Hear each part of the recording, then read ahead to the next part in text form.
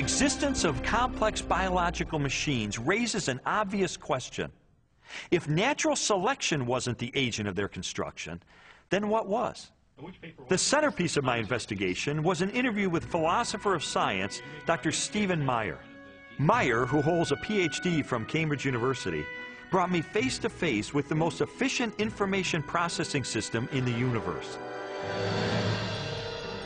The DNA molecule and its language of life.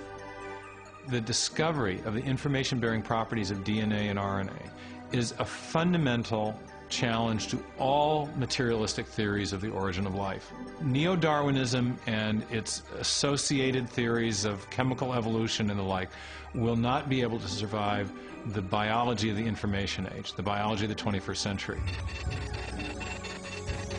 Meyer's conclusions are based upon his understanding of the DNA molecule and the genetic instructions that are locked within the nucleus of living cells. In 1953, when Watson and Crick elucidated the structure of the DNA molecule, they discovered that DNA was a carrier of genetic information in the form of a 4-character digital code. That is to say that DNA functions like a software program, only more complex than anyone has ever created or devised. For a biological system to run and operate, it needs genetic information to build the proteins and protein machines that cause the cells to maintain their function. This information is stored in a precise arrangement of 4 chemicals that scientists represent with the letters A, C, T, and G. Sequences of these chemicals provide the instructions necessary to assemble complex protein molecules that in turn help form structures as diverse as eyes, legs, wings, and hearts. This code has been called the language of life, and it is the most densely packed and elaborately detailed assembly of information in the known universe. Geneticist Michael Denton has estimated that the amount of biological information necessary to build all of the proteins in all of the species of organisms that have ever existed on planet Earth could be held in a single teaspoon. And we'd still have room left over for all of the information contained in every book ever written. The more I learned about DNA, the more I understood the significance of what Stephen Meyer called the most fundamental question facing biology today. Where did the information in DNA come from? How did it arise in the first place? Well, lots of people have wanted to explain the origin of information by reference to the laws of physics and chemistry or by reference to the chemical properties of the constituent parts of the DNA. But that would be like saying that you could explain the information in this morning's New York Times headline by reference to the physics and chemistry of ink bonding to paper. There is a chemical explanation as to why the ink sticks to the paper, but that does not explain the way the ink got arranged to convey a message that could be understood by speakers of the English language. Information requires a material medium, but it transcends the material medium. An explanation for the origin of the genetic instructions needed to build the first life is the holy grail of 21st century biology. Theories proposing that this information arose through natural selection acting upon non-living molecules or the self-organizing power of chemicals in a primordial soup have repeatedly failed. Even time and blind chance, the oft-invoked saviors of implausible biological scenarios, have fallen far short as accounts for the source of the instructions in DNA. Mathematicians, for example, have calculated that a universe filled with monkeys, typing relentlessly throughout the oldest estimated age of the cosmos, would have no realistic chance of producing Shakespeare's play Hamlet, let alone a transcript of the genetic information required to build even the simplest living cell.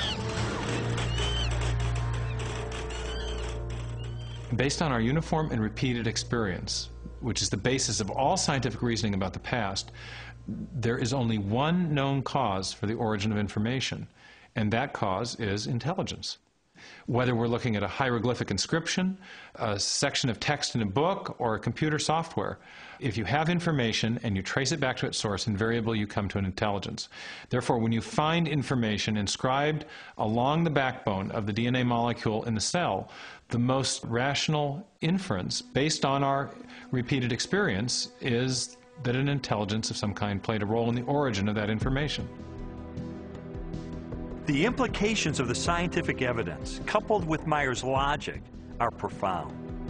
If we are finding information inside every cell and every living creature, could that not be, in a sense, the signature of a creator?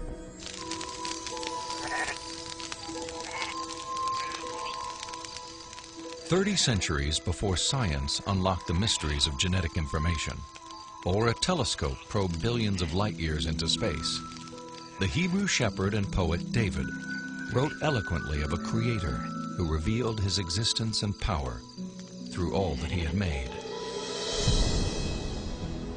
The heavens declare the glory of God. The skies proclaim the work of his hands. Day after day they pour forth speech. Night after night they proclaim knowledge. Their voice goes out into all the earth, their words to the end of the world." God himself is invisible. He is a spirit. And yet, one of the purposes he has for us is to find him so we can know him. And he's left behind a series of clues. And sometimes we just have to kind of take our blinders off and get beyond our presuppositions and say, wait a minute, I am going to pursue the evidence of science wherever it points. And if it takes me to a very uncomfortable conclusion that there is a creator, then if the evidence points in that direction, that's the way I'm going to go. According to a lot of the mainstream media, the theory of intelligent design is a faith-based idea. And in saying that, they want to dismiss it as something that has no basis in science. But the media has confused a fundamental issue. They're confusing the evidence for the theory with the implications of the theory. The theory of intelligent design may well have implications that are supportive of theistic belief, but the theory is not based on theistic belief. It's based on the discovery of digital code in cells, miniature machines in cells, the fine-tuning of the laws of physics and chemistry, and standard ways of scientific reasoning about the remote past in the history of life. 40 years ago, a lecturer in a high school biology class convinced an inquisitive 14-year-old freshman that there was no God. Ironically, years later, it was an open-minded investigation of scientific evidence that led Lee Strobel to belief in a creator. One of the most interesting things I've learned as I've gone on this journey of scientific discovery has been that you don't have to commit intellectual suicide to come to the conclusion that there is an intelligent designer. Because today, science is pointing more directly and more powerfully toward a creator than any other time in the history of the world. I was trained in journalism and law to respond to truth. I had to take a step of faith in the same direction that evidence is flowing, which is logical and rational. We do that every day of our life. We make steps of faith based on the evidence that we perceive. And so it was the most logical and rational step I've ever taken to put my faith in the creator that science tells me exists.